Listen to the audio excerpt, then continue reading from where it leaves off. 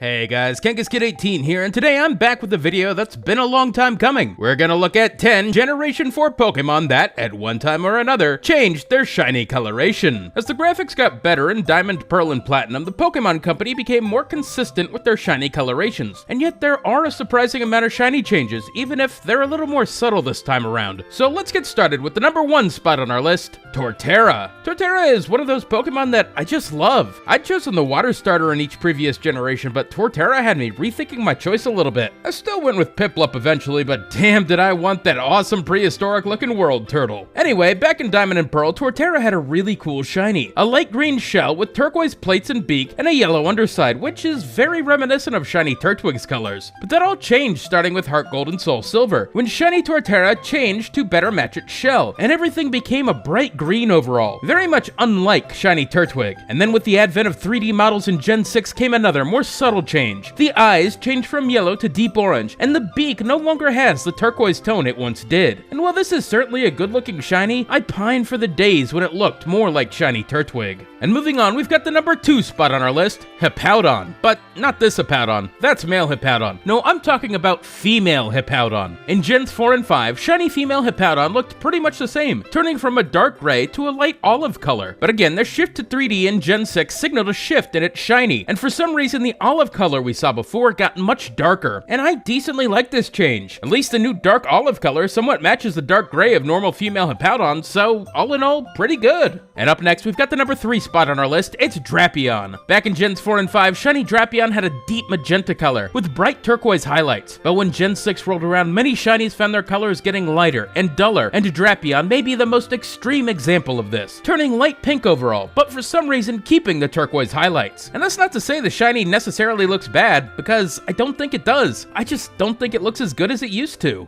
Which brings us to the number 4 spot on our list, Tyke. Now Tyke's one of those Pokemon that's always had a pretty subtle shiny, originally turning from deep blue to kind of a teal color. And to be fair, it doesn't look bad. But then Gen 6 came along, and what had been a subtle teal turned into a bright turquoise. And you know what? I'm not even mad. I think this makes the shiny look a lot more distinctive than it used to, and that is always a good thing. Moving on, we've got the number 5 spot on our list, it's Weavile. Now Weavile's had a very interesting shiny change in that it totally bucks one of the recent trends we've been seeing. So starting in Gen 4, shiny Weavile turned a light bubblegum pink color, very reminiscent of its pre-evolution Sneasel. And while most Pokemon had their shinies turned lighter and duller in Gen 6, shiny Weavile said forget all that, and turned a deeper and darker pink color than before. And again, it's really not a bad shiny. It's just that shiny Sneasel is one of my favorite shinies of all time, and so I kinda miss that Weavile used to look the same. And up next, we've got the number 6 spot on our list, Magnezone. Now Magnezone's kind of odd in that its shiny has looked more or less the same in almost every game it's been in. Everything turns a lighter color, its center eye turns blue, and like Magnemite and Magneton, the blue and red ends to its magnets end up gray. But the exception came in Heart Gold, Soul Silver, and Platinum, when those magnet tips instead became gray and blue. And it's super disappointing that this shiny is all but forgotten about. Not only do the magnet tips change colors, but they complement the rest of the shiny design so well. In my opinion, this is how the shiny should look today.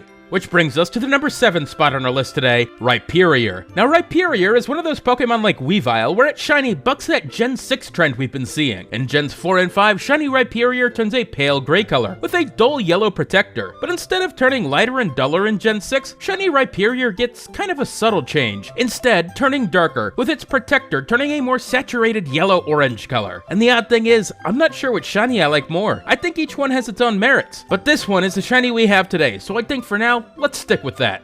And moving on, we've got the number 8 spot on our list, it's Megmortar. Megmortar has had pretty much the same shiny since Gen 5. Much like Magmar, it turns kind of pinkish overall, and I think it looks pretty cool, but that wasn't always the case. Back in Gen 4, the darker flames on Magmortar's head, tail, and body all turned a distinctive crimson color. While its shiny today looks pretty cool, it just does not hold a candle to how badass this shiny used to look.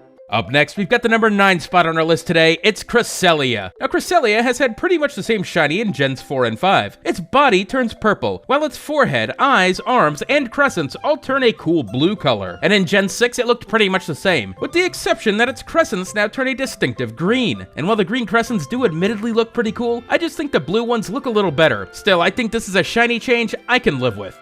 And finally, this brings us to the number 10 spot on our list today, Manaphy. Now in Gen 4, shiny Manaphy got a pretty subtle change, but one that I think looks surprisingly cool. The entire body turns a bright turquoise, but the best part is its eye markings turn this cool neon green color. Like I said, it's subtle, but the colors here really seem to complement each other. Unfortunately, it was not to last, and by the time Gen 6 rolled around, Manaphy was more of a light blue, and the eye markings have lost any semblance of the green color they once had. And to me, this is one of the most disappointing shiny changes of all time. We went from having a cool, distinctive shiny to one that barely changes at all. Anyway guys, that'll do it for this installment of shiny changes. Now I could move on to Gen 5 from here, but honestly, I've only identified a couple of Pokemon that changed shinies from that generation. And I could take a look back and pick up some of the shiny changes I've missed from previous gens, but I think I'm gonna move in a different direction instead. So keep an eye out for an entirely different kind of shiny changes video in the near future, but until then guys, as always, we are gonna see you on the next shiny.